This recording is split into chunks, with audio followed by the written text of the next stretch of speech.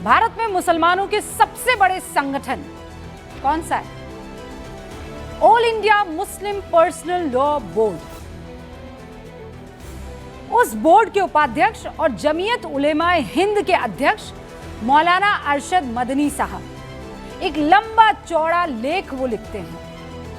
पहले तो हमें लगा कि मदनी साहब ने बांग्लादेश या ईरान के मुद्दे पर कोई लेख लिखा होगा, जो बांग्लादेश में हो रहा है उससे चिंतित होंगे, ईरान में जो महिलाएं और नौजवान युवा बाहर निकलकर आ गए हैं उस पर शायद कुछ लिखा होगा, क्योंकि बांग्लादेश पर मानवाधिकार आयोग की एक रिपोर्ट आ गई है जिसमें कहा गया है कि वहां पिछले 7 महीने से 116 अल्पसंख्यकों की हत्या कर दी गई है। कितना? 7 महीने और 116 अल्पसंख्यकों की हत्या। लेकिन अफसोस, मदनी साहब का जो ये पोस्ट आया वो बांग्लादेश पर नहीं था, ईरान पर, ईरान पर भी नहीं था।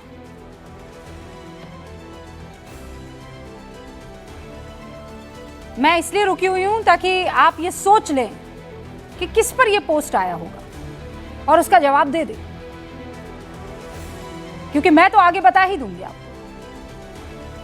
2000 लोग अपनी जान गंवा चुके हैं ईरान में 2 हफ्ते में। अरशद मदनी साहब ने पोस्ट उसे लेकर नहीं किया। और ठीक है, कह सकते हैं भाई मैं हिंदुस्तानी हूं, हिंदुस्तान का रहने वाला हूं, मैं क्यों यहां वहां की पोस्ट करूंगा। ठीक है, समझ में आता है। उन्होंने पोस्ट किया हिंदुस्तान को लेकर, फाइन।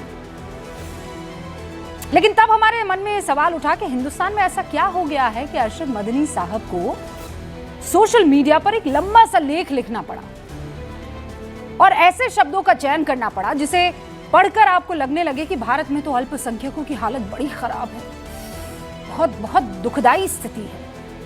सांप्रदायिक शक्तियां रोज किसी मुसलमान का घर शायद जला रही है, शायद मुसलमानों को घरों से निकालकर बाहर मारा जा रहा है, शायद देश में लोकतंत्र खत्म हो चुका है, शायद संविधान की अब कोई सुन नहीं रहा है, शायद कानून अब अपना काम नहीं कर रहा है। मतलब मदनी साहब के लेख को अगर आंख बंद करके आप उसका एहसास करने लगे, मतलब पढ़ तो आंख बंद करके नहीं पाएंगे। और इसीलिए मदनी साहब अपने चश्मे से 77 साल पहले की घटना को लेकर आज सांप्रदायिकता का लबादा पहना रहे हैं और कह रहे हैं, सुनिएगा गौर से, कह रहे हैं कि महात्मा गांधी की हत्या के बाद अगर सांप्रदायिकता का सिर सख्ती से कुचल दिया जाता तो देश तबाह होने से बच जाता। मतलब मदनी साहब शायद भूल गए कि महात्मा गांधी के हत्यारे नाथूराम गोडसे को तो इस देश में फांसी दे दी गई थी, उसका सर तो कुचल दिया गया था, एक भी शख्स उसके समर्थन में खड़ा नहीं हुआ था। महात्मा गांधी की हत्या की जांच के बाद तत्कालीन गृह मंत्री सरदार वल्लभ भाई पटेल ने साफ कर दिया था कि इस हत्याकांड के पीछे कोई संगठन नहीं बल्कि कुछ लोग दिखाई पड़ते हैं। खत बार बार हमने आपको दिखाए हैं, ये रिकॉर्ड में है, कोई कहानी या कोई किस्सा नहीं बता रही हूं आपको। फिर किस सांप्रदायिक शक्ति का जिक्र मदनी साहब कर रहे हैं मैं नहीं समझ पाई। कहीं वो उन सांप्रदायिक शक्तियों को कुचलने की बात तो नहीं कर रहे हैं जो तुर्की के ऑटोमन साम्राज्य के गिरने पर भारत में खिलाफत आंदोलन करने लगे थे? क्यों मदनी साहब? क्या वो सेक्युलर शक्तियां थी, या फिर वो सेक्युलर शक्ति जो एक मुस्लिम महिला को गुजारा भत्ता देने के खिलाफ केंद्र सरकार से भिड़ गई थी? मदनी साहब, मैं आपको बताती हूं, भारत का संविधान सेक्युलर और लोकतांत्रिक है और इसीलिए आप लोगों ने तलाकशुदा शाहबानों के पक्ष में सुप्रीम कोर्ट के फैसले के बावजूद सरकार के उस फैसले को पलटवा दिया था। जिस महिला को संविधान ने बराबरी का हक दिया था, आपने उस महिला से उस बराबरी के हक को छीन लिया था। आप लोग तैयार नहीं हो रहे थे, इतनी छोटी सोच थी आपकी, और आज सांप्रदायिकता पर लंबा लंबा लेख लिख रहे हैं। तब आपकी उंगलियों को किसने पकड़ लिया था ये बताइए? आपने ये सेव डेमोक्रेसी वाला राग तब क्यों नहीं अलापा जब मौत की सजा पाए आतंकी याकूब मेनन के जनाजे में हजारों मुसलमान शामिल हो गए थे? क्या तब आपको सेक्युलर और संविधान का सर शब्द याद नहीं आ रहा था? आप तो मुसलमानों की ताकतवर बॉडी में बैठे हैं, तो बताइए कि मुसलमान में फैली कितनी कुप्रथाओं के खिलाफ आपने आवाज उठा दी? कीबोर्ड पर कितने दफे उंगलियां आपने दौड़ा दी? क्या 3 तलाक को खत्म करने के लिए लंबे लंबे लेख लिखे आपने? क्या हलाला के खिलाफ सामाजिक आंदोलन चलाया आपने? क्या वक्फ में फैले भ्रष्टाचार के खिलाफ अभियान छेड़ा आपने मदनी साहब? क्या जिहाद का सही मतलब लोगों को समझाने की कोशिश की आपने मदनी साहब? क्या एक से ज्यादा शादी के खिलाफ कोई संदेश दिया? क्या कट्टरवाद के खिलाफ कोई मुहिम चलाई? मुझे जहां तक याद पड़ता है मदनी साहब, जवाब मुझे ना में ही मिलेगा।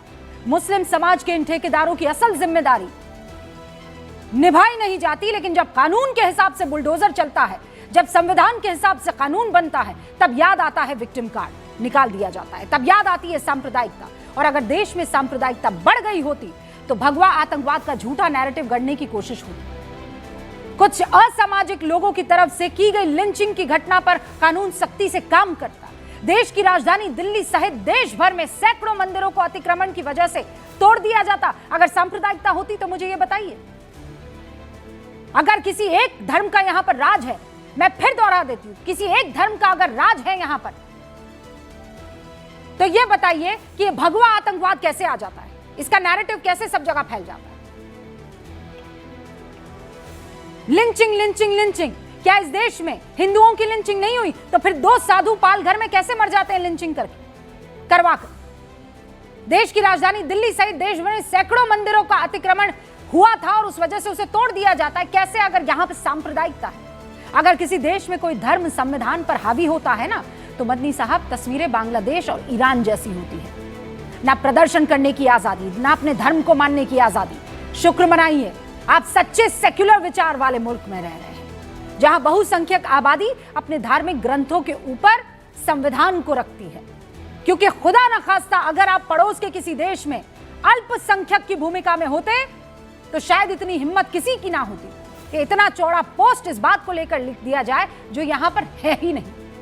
अरशद मदनी साहब जिस तरफ इशारा कर रहे हैं, अगर उस तरह की सांप्रदायिकता इस देश में होती तो SIMI, Jammu Kashmir liberation front, popular front of India, Indian Mujahideen, Tehreek ul Mujahideen, Jamiat ul Mujahideen जैसे आतंकी संगठन यहां बन जाते।